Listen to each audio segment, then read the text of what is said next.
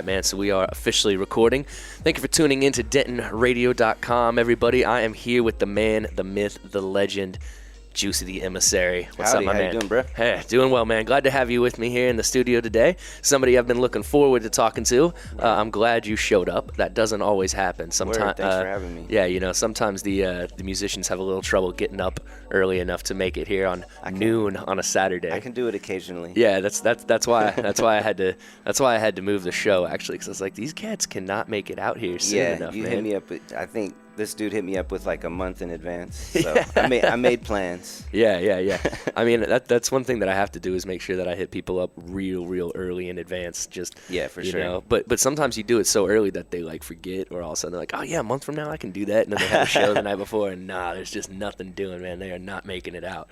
You know, it happens. Everybody's got their own thing. Yeah, exactly, man. So we'll kind of get into the conversation here real quick, man. I'll let you know. You know, there's very casual conversation here. We're going to talk beats, man. We'll talk about your personal journey through music. We'll talk about your musical background, where you grew up, your involvement with Fab Deuce, like we've got on the shirt right here. All right. Your own personal style, which I dig. We'll talk about Frank Ponecall. You know, right. We'll talk about all that kind of fun stuff, man. Cool. We'll also talk about the upcoming and something that I've like been waiting for. You know, is the Kmart. You know, it's Kmart Choppers. Attention, Kmart Choppers. Like CH, right? That's right. Okay, see, for the longest time, I thought it was Shoppers. You know, still thought that. Yeah, it's all We'll good. definitely talk about that. But we'll go ahead and just start it right off, man. Basically, my first question for you, we'll just jump right into it, is can you tell me your first musical memory growing up? Like the first time you remember hearing some music and it kind of like moved you. Probably not. The earliest like memories I have of like music are when I was, 2 or 3. Like by the time I was old enough to like figure out how to use it, we had this like, tape recorder that, the type that like sat on it was like this big, it like looked like an answering machine or something, but and I would, just sing songs into it and record them. I would actually do the exact same thing, man. Yeah. Back in the 80s, like we had stuff like that. I feel like it was, kids now have like all this different stuff, but it was a little more tactile. Like, when you were a kid, you could like play with something and learn how to use it. Yeah. Things weren't so streamlined. There was a little bit more manipulation. You just gotta like. A computer's definitely a different type of tool. yeah, for sure. So like, you were saying you kind of like would just record yourself on this little tape player and stuff. I would do the exact same thing. So what kind of drew you to music, or what kind of is your background? You know, what would you say is kind of like your instrument of choice? You know, my instrument of choice. Man, I don't know. That's a difficult question. Is there an instrument like that you like when you were young? Like, did you start playing something first, like piano, guitar? I would say voice. Okay. But yeah, I started playing guitar. Like I started taking like lessons when I was 9, and so that's my first like instrument that I started like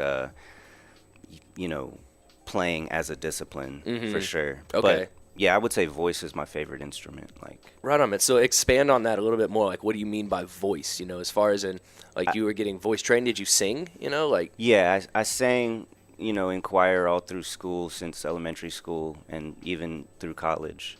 But I just like, especially as a producer, like I'm going through different instruments all the time. And voice has always been like the mainstay. Like those are my favorite sounds you can get, and I feel like every voice is like truly a unique instrument and divinely crafted. Okay, humans could never make an instrument that's that tight. Yeah, very cool. It's a really good perspective. I like the way that's been explained. Yeah, exactly. So you were talking about being a producer, so you said you started playing guitar when you were 9. Did you go to school for music? Did you go to UNT for music? What was your background on that? And like, how does that kind of education help you be as far as being a producer? I mean, Well, as far as like being a producer, I think like any type of music education, you could make it work for you. Or it doesn't mean producer or whatever. I mean, you could make whatever work. But yeah, I started taking like classical lessons when I was 9 with Polly Maynard. If you know her, she still does shows around here. I don't. I'm playing a show with her next month. But that's how I started, and then I got into like jazz. When I was 13, I started taking lessons from Fred Hamilton, and by the time I got into college, I was basically just like, yeah, I want to, like, I'll do jazz guitar, you know. So that's what I started doing, and then quickly, you know, not quick enough probably, but realized like I'm not into jazz like these dudes. I can't compete with these dudes because you know, at that point in my life, I was really into making beats, and you know, I spent a lot of time doing that. So, yeah, I did music at UNT. I studied guitar, but I kind of like, as far as playing music, I just got into making beats and making rap music with friends here, and met people from all over the country with that. And it wasn't until like after I moved away and then came back, I started playing with different bands and stuff, kind of rekindled that. But I mean, when you're making beats, like anything like that, anything musically, you can channel it into your creations, which is the thing that, you know, I enjoy most about working, you know, in a home studio, is that I can like experiment with anything, you know what I mean? Yeah, definitely. Yeah, that's what's fun about it, is like you said, you can experiment with anything. And I'll see, like, you know, you'll post kind of a little video on Facebook or something, like just as something that you've heard, something that you're gonna sample. Well, there's like, just like there's these, like, especially when Vine started. Because Vine had this sick, and I guess R.I.P. like Vine's totally gone now. Yep. But they had this sick, like, it looped perfect. Yeah. So you could just make these loops that would just like loop just your beat zone out solid. on it. Yeah. And you would like have to like try it a few times to get the loop perfect, you know? But if you got it perfect, like you could just let that play and like get hypnotized. Like, so I really like doing that, and there's these, you know, when you're working at home, like you're like by yourself, there's really these moments where you're like, wow, like I done did something, you know, so you want to share it. And so it's tight. Like I'll do it on Instagram and just be like, that's tight, right? Yeah. I know what you mean, man. Like there's those nights where you're sitting there all of a sudden you're like, ooh, I did it. Like, I think I just did something, you know? So and really, like, you know, you're making a recording, so everybody's going to be able to hear that, but there's really these moments where, like, you know, most of the stuff I post, like when it's done, it doesn't really sound like that, you know. But it's a moment that, you know, exactly, I like to share. Yeah, you capture that little bit, you let people see it, and like I love it too. You know, like you're posting just like something like just filming the speaker, and I could hear it right away. I'm like, oh man, that's a good sample. That's a good sample. Right. So when you go searching for samples and all that kind of thing, do you? I mean, do you have a big old record collection, like vinyl, and do you pull stuff off vinyl mostly, or? Yeah, I do. Yeah, I more so nowadays. I don't use vinyl as much as I used to, even though I still do all the time. It's just I would say probably most of the stuff I'm getting off of the internet now. Yeah. Because it's just how could I ignore that? Yeah. There's so much stuff, like, exactly, that I, you know, even if I could find that stuff, I can't afford to buy it, you know? Like, the record game, like, producers really, like, messed up some record prices for sure. Like, there's some records where it's like, nah, there's like millions of those records laying around, and it's like $25. Like, yeah, exactly. Nah, like, I bought a record down the street the other day. It was Al Jarreau was the name. Never heard of the dude. It was 99 cents. And I was like, I guarantee you I'm going to find something on this, and I immediately, and so I've already got a track where I sample from that. The problem is, like, you know, in the next month, if Dr. Dre samples it, that album's going to be like $30, $50, like. All of a sudden. So how do you feel, you know, because you'll have some people who, like, how do you feel about sampling in general? I mean, like, Some people say, oh, it's not music. Oh, it is music. Some people are like, oh, it's like picture collaging, you know. And I find a lot of people, the people that I talk to who kind of do sample stuff, it's kind of a combination. You sample some, you put some original stuff in there, and, you know, but what's kind of like, you know, if somebody comes up to you and has an issue with it, you know, not that you would probably even waste your time, but if you had to, how would you defend it, you know? Well, I would say that there's a whole spectrum of sampling, like you were saying, like some people do it this way or that way. There's definitely like the most extreme end, one extreme end of the spectrum is just playing a song. Yeah. And then that can get, you know, a little bit more like, you know, let's loop 32 bars of this. Then there's like, let's chop it up all the way up into like, let's chop it up by like quarter notes, and, you know, just play dun dun dun dun dun dun dun dun dun dun, you know.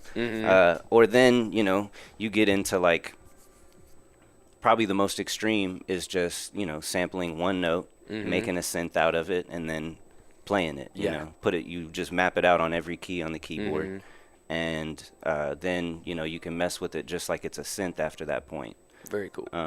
So I think there's a whole spectrum of it. And I mean, technically, like any recorded sound is a sample. So like, there's a very like culturally colored world around the term sample.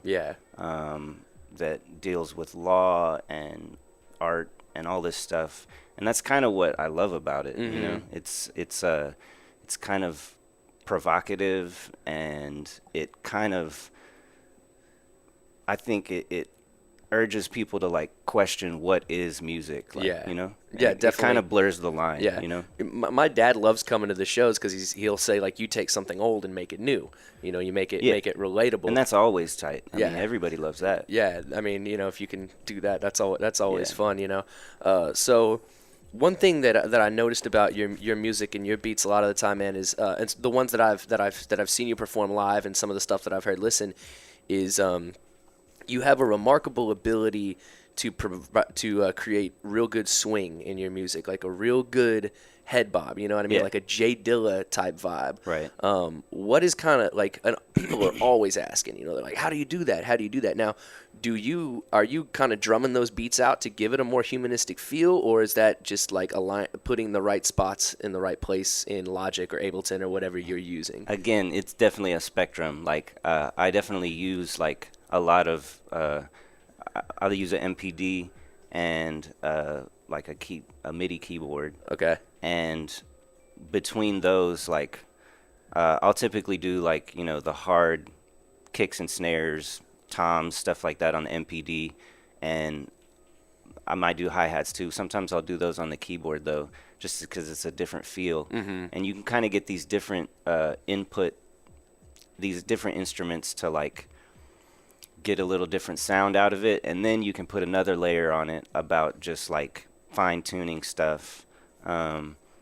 But mainly, like, you know, with the technology that I'm using, I really have the ability to like make a groove really precise, you know. And I don't mean perfect, you know. I just mean like, in fact, like the more perfect it is, the more it, you know, if it just sounds like a drum machine beat, that's tight. But I've heard that before. Like I want to like, I kind of aspire to like, I want to hear a new type of groove, you know, like, so I'll play some stuff out and then like put it in like I'm chopping samples and stuff, and that'll like add these different layers, and that's what really makes like percussive grooves interesting, you know. That's what I loved, man, is like, you know, the first time I saw you, I had to play after you, and I was kind of like, I don't want to play after this dude, man, dude. Like, this is kind of silly, you know, like, because once again, like, you know, you were saying, it's like your drums, your percussion, it has such a nice humanistic swing and groove to it. And you have these solid, like, these breaks and portions where you feel like something should happen, but it doesn't. But then it happens at this other point, and it still makes sense. Right. You know, it's like, and that to me is one of those things where that takes some musical knowledge, not only to do that, but also producer awareness to go, yo, let's do that right here on this one spot in this 3 minutes of time. Yeah. And it's going to be tight. But Yeah. we're just going to do it that one time, and everyone's going to love that one time. You know, That's like that what- takes some discipline. Well, I think a potential, negative side to making beats is they can tend to sound really repetitive, and that's tight for a hypnotic type quality, but it's also tight to like really contrast that. So if you have a beat, no matter what the groove is like, it's kind of the same thing, and then when you switch it up, or maybe you like move a kick off, really off beat on one part of it, it really hits, and it takes some experimenting just to like find that. But the more beats you make, the more you find little tricks that that you start liking. I was playing a show like 2 weeks ago, and I did like the whole Phantom thing, and I had just it just happened. I was experimenting, and this kid was like, oh, like he thought the music stopped, and then it came back, and all his friends were like, oh, like they thought I got him for a second. And I feel like, I know he didn't invent it, but Dilla did it so well when he just dropped the beat and like brought it back at the perfect spot. And it's never like, I mean, sometimes it's predictable, but dude, it really just surprises you sometimes. Like, it's crazy. And I mean, I'm so drawn to that boom bap style of hip hop. And I have my respect for people for like trap beats and all that type of stuff, but for some reason, man, some old school drums and just like a banging sample, it's just, for me, that I just love that. Well, I mean, like the trap beats, like it's tight. That's been like trap it's always quantized, right? There's never even any swung eighths or anything. Really. I mean, it has to be. But maybe that's the new thing. We should make some swung eighths. Yeah, throw that triplet grid up there. But like, I don't know. It's not. I just like, and Dilla, he is largely, it's deserved, but he gets credit for a lot of the like off kilter type drum programming. But like that's the stuff that I really gravitate towards, just because you can't. Like that was invented by drum programming. Like a drummer didn't invent that style, you know.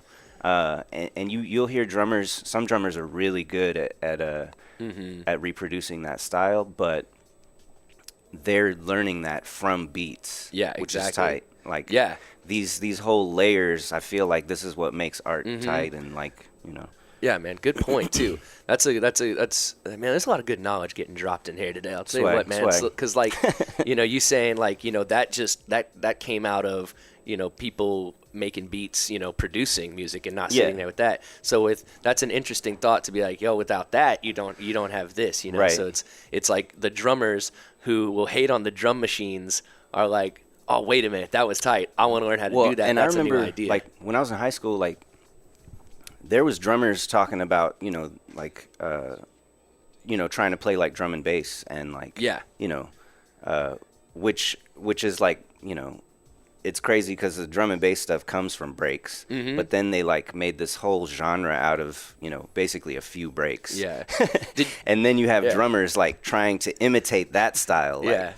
Did you ever dabble in any EDM or like electronic music at all? Like of the more kind of pumpy genres, as you could say? Pumpy? Like, nah, I never really like was into like, Clubhouse or anything. I was like late in high school, like I got in just at the end of like when the rave scene in Texas was almost on its way out. So I got to go to a few parties that like I really liked Josh Wink for a while. That's probably the closest that it got to somebody like that. He just, it was, I liked some of the like more mellow, like clean house like that. But I love like the disco house type stuff, Yeah. like Chicago house. Yeah, But the more dancey yeah, type stuff. But I I know what never you really mean. dabbled in like making that stuff Yeah. though, you know? Dude, when I first started, man, I mean, because like I remember I go to a show and I like watch some guy walk onto a stage and he's surrounded by like all these things with pads, you know. Like the first guy I saw wasn't like a wiki DJ, you know, Yeah. and I was like, that guy's doing something else besides DJing. Like I know what Right. DJing is, and like of course, like at first I just wanted to know how is he making these sounds, sound design. I was like, how is he doing that? How's he doing this? How's he doing this? And then like as I got older, I was kind of like, all right, that's cool, but I'm not looking to do that. And then all of a sudden I found myself just like in this little niche, you know, of like, Yeah. oh, I want to make this style of music where I sample stuff or I do kind of my own, but it's always going to revolve around a 88 to like 95 BPM and might jump into 100 sometimes if the Yeah. sample works. But that's where I wanted to stay. And I think that came with a little bit of age, you know. So has your music kind of changed as you've grown older, or do you feel like it's kind of maintained a certain level of just like, you know, like musical responsibility? Like this is what I'm going to do, and this I've kind of stuck with it. I think that like you definitely, well, I make a lot more music than I did when I was younger, but yeah, it's definitely changed a lot. As you get older, you just, it's like a human condition. You tend to like develop a skill and a certain style, and it's in some ways it becomes more the same, and in some ways it changes. I definitely do a lot less like I'm definitely more on the extreme choppy side of the spectrum of sampling, just because at this point I feel like I have so much more control over the harmony of stuff. But you know, I tend like I'll use different tools to like manipulate the harmony of samples and stuff. And I think it's just mainly like the style gets more developed, you know.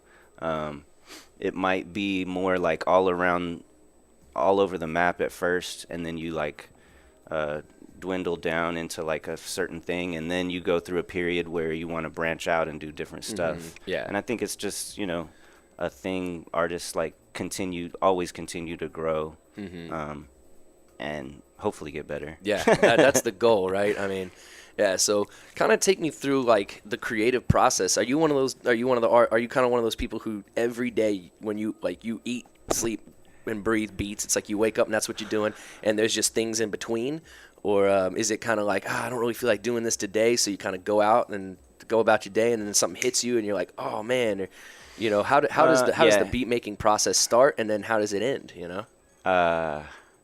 The good question. Yeah. How does it end? I don't know. Like, but I definitely have a routine to it. I work on stuff every day unless there is, you know, something else going on or I'm out of town or something. But I pretty much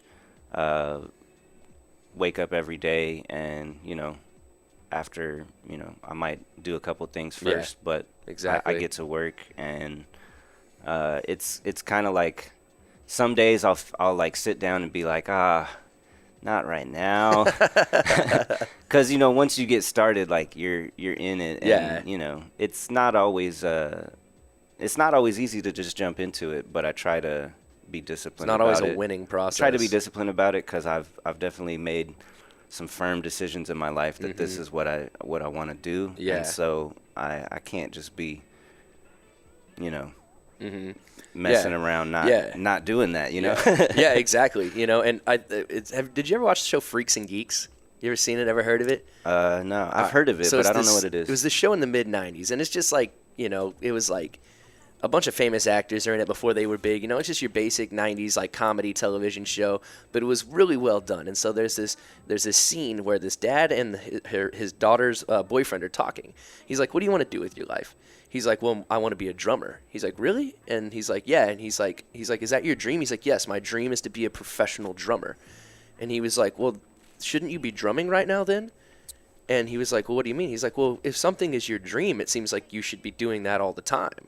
You know, like if this is what you really want to do. And so Yeah. and like the kid kind of sits there and thinks about it, and he like looks at the girl. He's like, "Hey, I gotta go."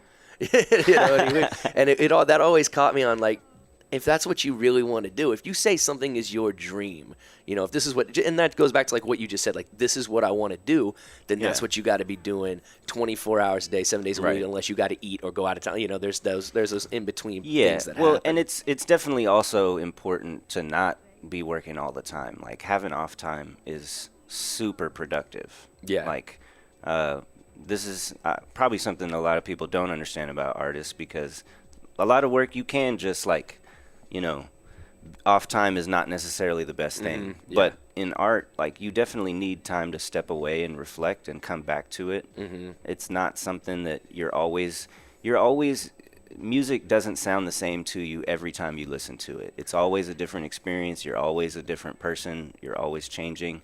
So it's important to like step away from your work and then come back to it. I think that's productive. Taking Yeah. time off is definitely productive. Yeah, go outside, rest those ears a little bit, do like, something, you know. audio fatigue is a real thing. Oh, like, yeah. And if you've ever experienced it, it's kind of nerve-wracking. You're sitting in there for 8 hours, and all of a sudden you hear like a ding that you never heard before, and then like you go to sleep, wake up the next day, and you don't hear that ding anymore for some reason. Like, Oh, yeah. Well, I just mean like psychologically just being bombarded with sound for too Yeah. long. Yep. Like it's not necessarily a thing where you start getting tinnitus from it or anything, but yeah, that's definitely, you know, you need to take some time off, you know, especially with mixing is the most exhausting thing. Like you just, because, you know, a lot of times mixing, I'll spend like sometimes like 12, 15 hours on a track. Yeah. I can't do it all at once, Yeah, you know? yeah, yeah. There are times where, you know, I'm working on something, and like recently this is happening because I got an album coming out in February, and so like I'll finish something and I'm like, okay, it's done, and then I come back to it a week later and I'm like, oh, I hear this differently now. Just like you said, it's always a different experience, and I kind of feel like for me personally, once I can kind of hone it, and once I know like the experience that's coming, I kind of feel like the track is closer to being finished. Yeah. So you were talking about when you're mastering things and EQ or mixing, you know, what is the difference for people who don't know, or is there a difference to you between mixing and then mastering? There's definitely a difference. No matter what your definitions are, there's a difference. Okay. But, I mean, traditionally mastering just means making the recording, the master recording. Okay. But that's definitely, the term has definitely evolved, mainly just because of digital audio production. Yeah. Which changes, you know, what the end product is. So mastering has become like a different thing. And a lot of times, especially in the rap world, when people like master a track, they're putting, you know, like a volume maximizer and a multi-band compressor. Yeah. Like maybe like harmonic exciters. Like they put stuff on Yeah. the track. Like, but basically all you're doing is like, you have the final recording and you're going to put effects on it to make it sound as good as it can sound, hopefully on every system. Yeah. So that's mainly, I mean, and a lot of this should be of concern while you're mixing. That's the thing that gets lost in the mix with a lot of the stuff is, if you mix a track perfectly, it's mastered. You know what I mean? Yeah. So it's, I know that not everybody uses that term the same. So I Yeah. tend to just feel it out Yeah. when I hear people Yeah, talk about it. exactly. But that's what that's why I have to ask Because the everybody question. knows what they're talking about. Yeah, You just yeah, gotta, yeah. like Like when listen. I say like I'm mastering something, that means kind of like what you said. I have my final piece. You know, I've taken all my stems and everything's been put into one, and then I'm gonna throw an EQ, multi-band dynamics, a compressor, and some a limiter. final touches. Yeah, you on know? that last to It's like accentuate the wrapping things. on the present. Yeah. You know? But what I find is that sometimes I lose what I liked about the initial product when I start to put that stuff on there. So then I start to struggle with, I need to increase my volumes and things of that nature. I need to boost things. But now all of a sudden I'm losing certain dynamics of sound that I liked. That's a classic mistake. Like, and it comes from the volume wars. People want to make their tracks louder and louder, Yeah. and they start compromising the sound quality, not the sound quality, but like The dynamics of the sound. The dynamics, exactly. But that's the main thing with compression. There's other things that get affected, but yeah, it's like people want it to sound louder. There's this psychological tick where people like music that sounds louder. It's just, I don't know if it's like been explained by anybody, but like it's weird. Because you can just turn it up if you want. Yeah. But I don't know. It's like that's definitely something that leads people down the dark path. Yeah. Like, I need my track to be louder. Yeah. And that's why I asked, because I run into that issue with myself. I'll be like, okay, I want to increase some volume here. Just like you said, yeah, they can turn it up. But, then you post something to, like, Reddit or something like that, and someone's like, yo, the track's not loud enough. The track needs to be louder or something like that. And I'm like, turn it up, bro. I'm like, well, turn it up, man. I mean, like, turn up. You're not supposed to only have to turn it to, like, 8 in your car, and it should be bumping through your windows, Let's turn it up a little bit. Because that's what like, last night I was at Abbey, and I don't have a sub at my place. I have 2 monitors. So whenever and just like you were saying, you want it to sound good everywhere, right? So you have to, when you're mixing, people can lose that idea that, like, I am going to play this in some way that's going to have big old subwoofers. Right. So let's take this into account. And that's something where last night I was playing a bunch of new stuff that I hadn't heard on a big system like that yet, because I wanted to test it out. Yeah. And luckily I have, like, my EQs in Ableton, so I'm able to turn that low down quite a bit. Okay. But I was like, man, I had to turn this down a lot. Yeah. And that's something that, like, at Abbey, it's different than over at Andy's.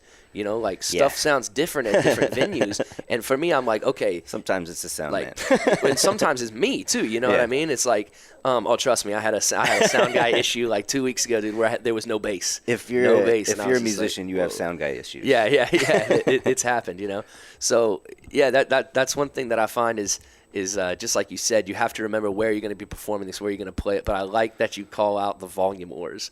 And it makes me feel better now too. And I will no longer sacrifice my dynamics for volume. I mean, it's important to have you don't want a recording to be too quiet. Yeah. That's definitely whack. But dude, it's ridiculous. I know what you mean, man. I know exactly what you mean, because, like, I'll work at, like, different waves, like when I bring up my file, and some of them are like, and some of them are more shrink, and some, and there's a healthy balance that I have found. Like, my waveform should look a certain way, and that's when I know it's got a decent feel.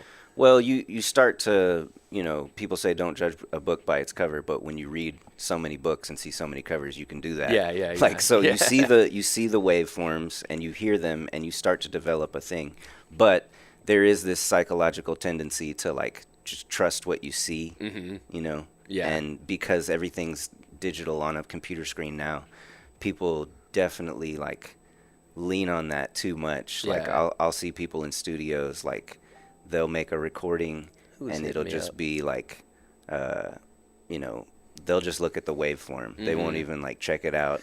Yeah. I know. Well, man, that's what happened to me is, like, I started working on this track, and and it's, like I said, it sounded plenty loud enough. I didn't lose any dynamics, nothing like that. I had all that sound, but then when I saw the final waveform, I was like, the waveform doesn't look as good as the track actually sounds, And even I played it last night, and I was like, man. And what was funny, as soon as I started making it, I kind of thought about you. I was like, man, I might send this to Juicy and see and give him some advice, get some advice, because it's a nice, like, boom bap, with some horns and stuff like that. Pretty simple, but I very rarely produce music with I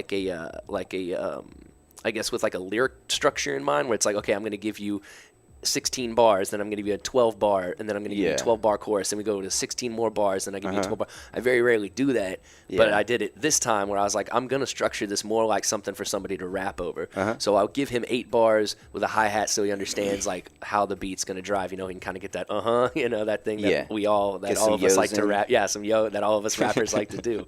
You got to get those yos in. I had a buddy, he'd always ask me, he's like, what's up with the yos? I'm like, dude, it's just it's our way of warming up, dude. You don't like the yos? He'd always be like, man, why does everybody talk before they rap all the time? He's like, just rap. I'm like, that's just the way we go, man. That's just the way that rappers I actually are. like it how rappers do that. If there's a track and, like, it's just like 8 bars of nothing but the beat, and then they start rapping, I'm like, like it's a missed opportunity. I feel Yeah. like, you know. Yeah, I love the yo-yo. Yeah, and I do it. I'll be in the car by myself, and I have to pull the mic, but I'm just like, yo, yo, yo, yo, yo, Yeah, just like, and then you I'll know, start rapping in the car right there by just let myself. the crowd know you're Yeah. about to hear some rap. So, because you not only make beats, we've talked a lot about beats, but you also rap as well. And that is under. True. And then what is that project called? Like. Frank Pone Call. All the rap stuff I do is under the name Frank Pone Call. So, what is the idea behind Frank Poncall? Like, He's a rapper. and so he's an alter ego in a way for you, like. He's definitely a character. It's not like I'm not. I know I'm not as interesting as a rapper could be. Yeah. So you create a persona. For sure, That becomes I think interesting. if some people just live it like, but I have my own life. I tried to. I don't know. It's just like rap is so ridiculous. I want to be that ridiculous. Yeah. You know. Yeah. Yeah. Rap. I mean, that's one thing that's so fun, man. Is like you can kind of become this like alternate character and go to this own world. Like. I did that as a band together. Like I was walking around and just like I think I was wearing exactly this. And then when my show came on, I had on like this 1980s like windbreaker, with like Swag. an old school shirt and some glasses. I had like 2 slices of pizza sitting next to my mixer. It's showmanship. Yeah, you know? yeah, just to create a little bit more of a vibe. Yeah. And so yeah, I know exactly what you mean. Is like you said, showmanship. You can kind of create your own. And so you've also been part of Fab Deuce. True. Which is well known in the area. What's kind of like the story behind Fab Deuce and how you're a part of that? The story, how I'm a part of it. I actually booked Fab Deuce's first show Where was that? at Andy's in Nice. 2005. Wow. Okay. I was doing me and Munster from Vortexas. Yes, sir. We had a weekly at Andy's at the time, and so we were getting all this, like people were sending us music, Mm-hmm. and this dude that me and Ian, both Ian's Munster. Oh, yeah, I might call yeah. him Ian. I might No, call him I know Munster, him. but I know him. just for everybody who doesn't know. Yeah. This dude who we both knew, like, gave Ian a Fab Deuce mixtape, and it was just a bunch of like rough tracks. Mm-hmm. And he hit me up like, you need to hear this. So, and we booked him to do a show, and just became friends and started doing shows. And that was almost 12 years ago. So yeah, me and Ian were in this group called Vortexas at the time. Mm-hmm. And so Vortexas and Fab Deuce started doing hella Yeah. shows together. And then I moved away in 2010 and 2011, and when I moved back is when I started, like, I basically became a member of Fab Deuce. Just Yeah. started doing all the shows with them, and Yeah. Because Pudge referred to you as like the secret weapon. swag. First night I ever met y'all. Yeah. Yeah. Yeah, it's Fab Deuce is kind of like a rotating roster, Mm-hmm. Yeah. But it's Pudge basically keeps everything rolling, Yeah, he's got and things going on. we all provide whatever role we want to. Mhm. Yeah. Whatever y'all can do to help out. Exactly. Nice, man. So I want to get kind of like back to the sample game real quick, because this is always Sweet. something that I'm so interested in, and I don't really get to talk to anybody else about it very often. Yeah. It can Right be. on. I was actually talking to a kid the other day who works down in Dallas in his studio, and he's like, see, you're in an interesting niche right now. He's like, you're not gonna have like some tracks, of course, will get those thousands of places. He's like, but in the Dallas Fort Worth area, he's like, you're in a very he's like, you're not in the easiest of roles, and there's not a lot of other people who, not as many at least, who are trying to do what you're trying to do. Yeah. And so like sometimes the world of being a like more of a hip hop and sample based producer can be a lonely one. That's what he was saying. He's like, because you don't have as many people aren't trying to do that. A lot more people are trying to make the EDM and trying to make In DFW, he means? that. Yeah, that's what he was kind of Okay. talking about.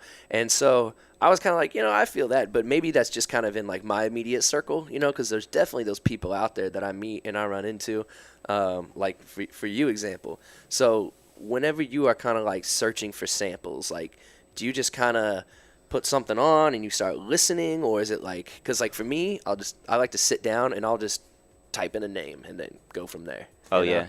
yeah. I definitely have like sessions where um, if I'm doing like cyber stuff, I'll have sessions where I just go and download. I might download music for a whole day Yep. Yeah. and just check stuff out. Or it's like, I might go to the record store or record stores in one day, and then I'll come home. Maybe it's the next day or a different day, but I'll just listen to records and record samples all day. And then I'll have like, I have a whole library cataloged of everything I have, and I'll go through that on a different day. And then I'll chop up samples on another day, so that when I'm creating, I just have all this stuff ready to go, Yeah. Yeah. Yeah. Is there anybody specifically that you look out for when you're looking for records? I'll go. Yeah, I mean, it just depends on the period. I'll have, I might get into a certain drummer or a certain trumpet player, Yeah. or and then I'll find all the records that they played on, or I might get into a certain producer, Yep. or a certain composer, and I'll just like try to find whatever they did. Yeah. Like if George Benson is on a record, I'm probably gonna buy it, just Yeah, because I love so his funky guitar style. yeah, you're right. There's definitely some good like names to latch on to. George Benson's good because he was around for all that 70s like jazz fusion stuff. Yeah, exactly. He works out real well. The jazz soul fusion stuff, like, and you'll find different, you read the liner notes and you figure out who played on what, and you start to figure out, oh, they played on this one too, and then you learn new people from that. And so I definitely just go through periods where like I'll be like, this dude's real tight, or Yeah. this chick's amazing, or like, and then I'll find somebody new. Yeah. Hey, that's what's up, man. And you talking about voice and everything. I was listening to a track the other day, and this guy did such a great job with like, chopping and pitching the voice and everything. And that's something that I don't do very often. So maybe I'll go back, and when I start working on some newer stuff, I'll start trying to chop up some voice samples or something like that, and see what I can do with something of that sort, because it's something I've never really experienced with. I'm always trying to chop up. There's definitely a few horns and things stuff. that I probably go to a lot, but I'm not going to tell you what You can't they really, no, yeah, exactly. because then I can't go to them anymore. Yeah, I gave away George Benson, but that's like anybody. Everybody knows George Benson. Yeah, you would think that everybody knows him, but not everybody. Well, it gets deep though. I mean, Yeah. you definitely haven't heard George Benson's entire catalog. Not you, but No. whoever. Like, that's the one thing I love is like I said, I bought that one record for 99 cents. I mean, I don't know if Yeah. most people probably don't know who this guy Al Jarreau is, but I just like. Like I play music. I play vinyl here on Monday nights. Yeah. I play it from 5 to 9. Yeah. So I will literally sit here and play records and have a pen and a pad and just wait. And like I had Anita Baker was on the other day, and I was like, oh, and jot that name of the song down. Right. And, oh, what was it? John Climmer. Write that down. Like There's a lot of people that are into this type of stuff, and actually a couple of my friends hit me to these like Facebook groups that just post dope like samples and stuff, and I'll just like screenshot it yeah. and save that, or I'll make a note of it. I've got like an ongoing text file that just has a bunch of stuff that I need to get. Yeah. I'll write it on like little Post-it notes, and then I'll put it right here on my wallet. So like even if I open up my wallet, it's always there. This is like the overall method is just like stockpiling all this stuff, whether it's like titles of songs or names of artists or the actual recordings or chopped up samples or synths made from guitar samples in a folder that I can have, and I just have all this stuff that I can just bring up. Nice. Yeah. One thing that I when I heard your music when we played at Andy's a while back, you had these really tight funk like synths, and more of like the is kind of the best way I can describe it. how do you go about creating that type of synth? Like, is that something that you sample and then turn it in? All the synth, like it's And you don't have to give away any secrets or no, anything. but I mean, I would get it's not all of them, but I would say it's probably like estimate 80% of the samples I use are the synths that you hear are made from samples. Okay. So like I'm taking one, like it might be like a trombone note, and I'll find a recording that has a single trombone note that lasts for a little bit, but then you can like loop up certain parts of it and just make it sound so it sustains, and then you can mess with filters and pitch LFO to get that type of effect. Yeah, man, because like that synth has driven me nuts. Like I've been trying to figure out how to make something like that, and like you can hear it because a lot of those times those came from an analog synth, where that synth was created to make that specific noise. Right, and that's not something that I'm very experienced in. Is like sound synthesis. Yeah. I don't have a lot of. I'm not very confident in my abilities to like, mix a sine wave with a triangle wave and like then offset whatever and like all this stuff. Like, but what I can do is I can find a sample, that has a unique sound that you would only be able to make with a analog synth if you're like an expert or something. Yeah. You know what I mean? Like that takes a lot of dedication. Yeah. And that's tight, but I just enjoy like going through records and stuff. So I've kind of found a method where I can get some really unique synth sounds that are, it might be like a piano, or a voice, just get one note of a voice and make it a synth. Yeah. That's what's up, man. What what program do you use? Just out of or what DAW? Reason is the primary production tool I'm using. Nice, man, nice. And once again, I don't think that any DAW is any better than any other one. It just all depends really. It's not the only one I use, but that's primarily what I'm making my stuff on. I mean, I'm straight Ableton because that was the first thing I got with my MPD 32. Ableton is tight. I have to admit, I've never really become proficient in Ableton. Yeah. But I should. I know I should. What's nice about it is it just has the two aspects where you can produce and perform with the same program. Exactly. So that's what works out for it. Depending on what you want to do. Like I always tell kids, I'm like, look, if you want to make music, you can buy Fruity Loops and be just fine. And then if you want to perform it, buy yourself a 2-table mixer. Just depending on how you want to produce stuff. Right. Like, if you want to go on stage and you want to perform your samples, you probably need something like a bit more like what I got in the backpack here, like a multi-sample pad, where you got 40 samples and you can trigger stuff at different times, So kind of my next question is, of course, I gotta ask you about the Kmart choppers, man, because I mean that show at Andy's feels like forever ago. The first time that I saw you, and I don't remember which one are we talking about exactly. Okay. I mean, this was before the new year. This was a while back, man. Yeah. Probably like August-ish or something like that. Like, I can't even remember. Yeah. Like, honestly, I mean, I knew because it was the first time I met you and I met Pudge. Because I saw Pudge and I kind of it was Diggo. Yeah, group, the release party. Yeah, that's right. For Hoopty Music. Hoopty Music. Yeah, Ghetto Box. And because Pudge came up there and threw out this like Peja Stojakovic line, and right then I was like, all right, dude, I got to know this dude. Like if you're throwing out Stojakovic lines, I got to know it. Then you came on stage, and like I had no idea what to expect, and you got the Amish beard and everything, and I was swag. like, I was like, what's this guy gonna throw down? And then he just came with some funky, nice beats, man. And I don't know if that's how you would describe it, your beats, but that's what they were to me. They, like I said, they were this off kilter funkiness that was, and then you flipped that "Proud to be American." I'm pretty sure. Oh yeah. And me and the dude next to each other didn't even know each other. We were like, what?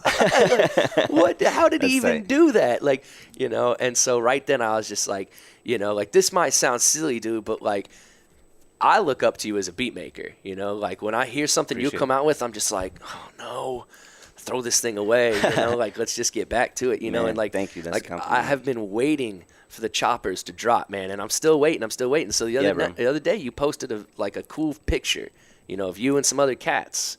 That was on like a record label. So what was that about, Yeah, Attention Kmart Chopper is going to be released on Street Corner Music. Okay. Which is a label in LA run by DJ House Shoes. Nice. And it's gonna be out on cassette and vinyl I'm buying them in the spring. both. I'm buying them both. Where And see, that's one thing that I was talking to Todd Little about. I was like, yo, man, the cassettes are coming back. Like, I've bought a couple they've cassettes been from back. guys that I like because my car, my old Blazer, people, you make fun of it all you want, but it's got a cassette player in Man, there, I'm dude. so jealous. So I dude. can play, I you had know. I've had my car for like 10 years now, and I don't have a tape player. I miss it so much. Oh man, like what you got to do is like, and what I told people is if you have an auxiliary plug, buy an auxiliary plug and order yourself a tape Yeah. player.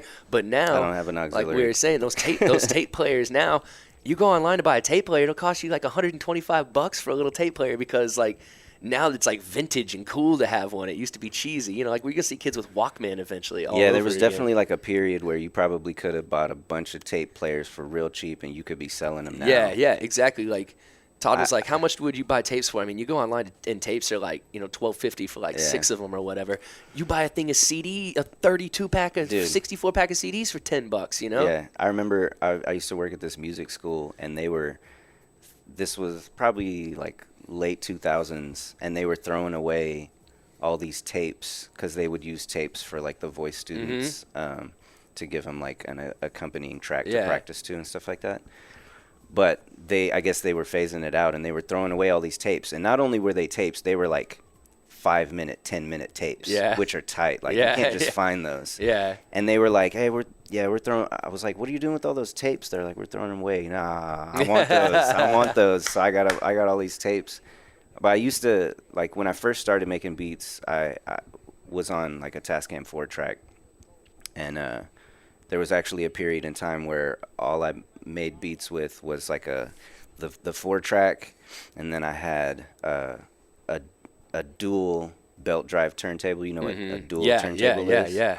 So this is like super old school. And then I had like I think it's a realistic like Radio Shack amplifier, you know, that has like a switch on it from one input to the other. Nice. And I would use that switch like a crossfader and like, you know, find a break on a record, like, you know, cue it up, Yep.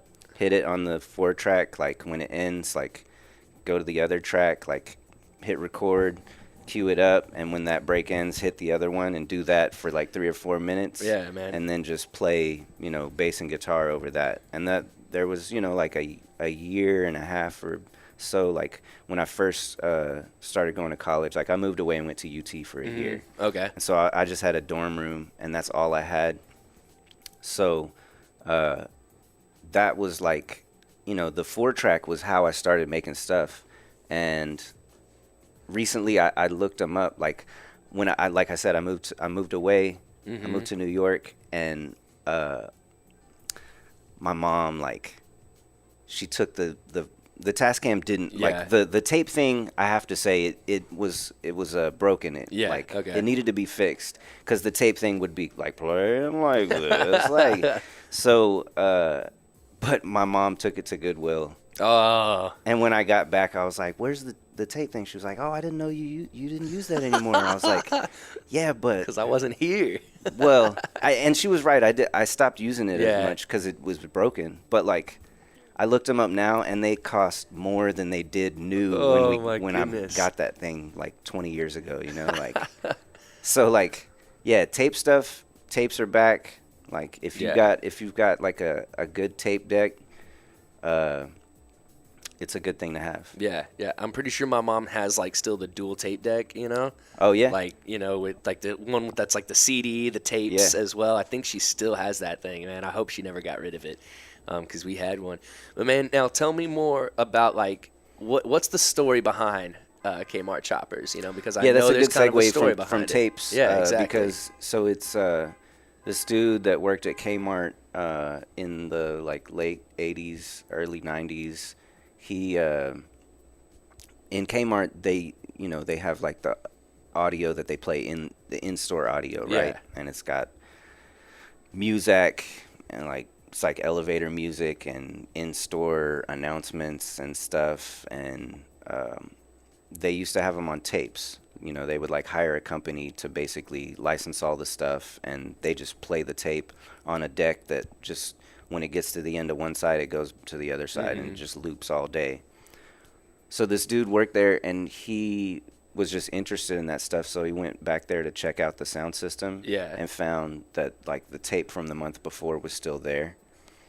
So he just swiped it, and he started doing that regularly, Yeah. until he like got like 50, 60 tapes, like a collection of this. And a couple years ago, he uploaded them onto archive.org, and the like rare media community like really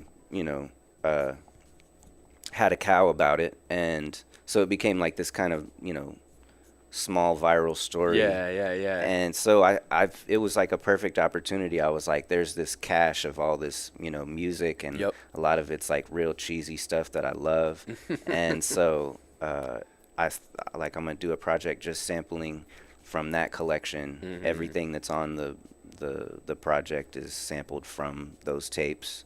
And because of that, like some of the tapes are in bad shape. Yeah. You can imagine a tape playing constantly for a whole month. Yeah. Like Wears it I didn't down. do the math, but Yeah. some of them are in really bad shape. So it definitely has like a certain quality to it. It sounds super tapey, and I didn't try to fight that. Mhm. I didn't try to like use any like noise reduction or anything. Yeah. Yeah. Man, just like, because the other day I kind of saw a post on Facebook where there was a guy kind of talking about it. He's like, yo, this dude Juicy took these tapes and he flipped them. And I was like, oh, man, I was like, I've kind of heard this story, but I wanted to hear it right from you. And so, man, that's so cool. And like, I think once again, we've talked about sampling and everything, like the creativeness that comes about with that. That's like, and people have to understand, like, as you said, it's an artistic endeavor. You're like, I'm only going to use this. Yeah. And I'm going to create a vibe using just this. I love how limitations can be really inspiring. So with sampling, that's something I'm really interested in, and like it's always been something of like I'm in love with the serendipitous quality of looking for records. Like you find a record, like, and you basically like let's say you're looking at 10,000 records. Like, are you gonna go through all of the records? Nah. You're gonna find one, and you might as well feel like fate brought you to that record. Yeah. And I like, so like the Kmart tapes, like that dude collected all those. Like he made that happen. Yeah. And if he didn't do that, this project would not exist. I love the idea of like finding a tape at my grandma's house in all her my grandma's a big hoarder. A collector. and so like I'll just like, I like the idea of like, whoa, that's this weird like astrology tape that I found at my grandma's house. I'm gonna take that and see what's on that. Yeah. And Yeah. if I find something that's amazing, it's like a religious experience. Yeah, that's how I felt. Like I said, when I bought that 99-cent record, it's like I had like 3 or 4 records in front of me, and I was like, all right, you know what? I got to go with the 99-cent one, Like this thing's just calling me, and it like, to me, like that's whenever I listen to people talk about sampling or finding records, it's like that's the fun of it. Just like you just said, is the serendipitous relationship of just being like, all right, somebody came in, sold this record to this store, they put it on the shelves, and I decided to walk in here at this moment, happened to find this, and now I'm going to turn it into something else, you know? And yeah, exactly. That's what's fun about it. I just feel like, and I know it's kind of silly to feel that way because I don't, But see, I feel that way, so I don't think it's silly. So. Nah, I feel that way, but I think it is kind of silly. It's just, it's a means to an end. Like I might as well feel that way because I don't want to feel like, oh, I got to go through all 10,000 records. No, I want to feel like that's the record I chose. Yeah. And it was for a reason, Yeah. That's one thing when you first start off like producing music, even if you open Reason or Ableton, there's so many options and so many things that you can create. Right. That it is good sometimes to have like, somebody over your shoulder who's like, that's good, like until you get that discipline limitations yourself. Can be very inspiring, and sometimes you need to inflict them on yourself. Yep. Yeah, exactly. Like, and just like you said, I think sticking to an idea on a project, help. Like, once again, you're putting limitations on yourself, but by putting those limitations on yourself, it's going to force you to be creative in the space that you've given yourself, which then you can grow even further. Yep. So True. Yeah, growth by reduction, I guess you could call that in a way. Yeah. Which is interesting. Well, it forces you to, it might force you to think differently about things, which you'll learn from. Yeah, for sure. For sure, man. Well, dude, we've killed an hour, which is pretty amazing. Nice. Yeah, dude, that went by fast, man. But yeah, man, I wanted to get you in here because you're a very quiet, very humble person, and you put out some great tunes. Like, anytime something comes out from you, it's awesome. And the anticipation right now is like building in me. I'm like, look, just come out with that record so I can buy it. Word. And that's the one thing that I also have to give you props for, is a lot of the time producers are very worried about about people paying for their music, so they just give it away because they don't think, if I don't give it away, nobody's going to pay for it, or if I don't give it away, no one's going to listen. Right. But I went to your Bandcamp the other day, and I was looking, and I was like, $15 for this, $15 for this, and that's what I like to see, is people recognizing their worth. Like. And you're kind of saying, hey, look, and even, Pudge, he was like, Juicy's like, if you want these beats, you're gonna put a little bit of money towards it. Yeah, for sure. Which is a good thing, because it shows people that, hey, these guys are doing something that has monetary value, and they do see that.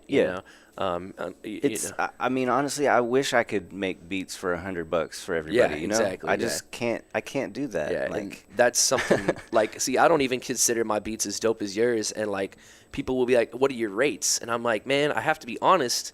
If I'm honest with you and I'm honest with myself, you probably couldn't afford it for what I would really want to charge for the time that it took to put this in. Yeah, and I totally get that. It's not about, it's not about anything except I just, like, I'm doing stuff, you know what I mean? And this is how much my time is worth. And I'm not going to, like, make you a beat with less time. Like, I'm not going to give a discount or something, because this is my art. So you know what I mean? Like, I'm not trying to, like, be an artisan, making whatever And Richie was talking to me about that last night. I was talking to him. He's like, yeah, man, I try to crank out like 3 beats in a day, and I'm happy. I'm like, dude, 3 beats a day? Yeah, Richie, like, Richie plays a different game, though. Yeah, but Richie can do that. That's what he said. Is he was like, he's like, well, I'm selling these beats, and you're like me, man, where it's like, I would do this if nobody was paying attention in the first place. It's already what I like to do. I was doing it before anybody paid attention,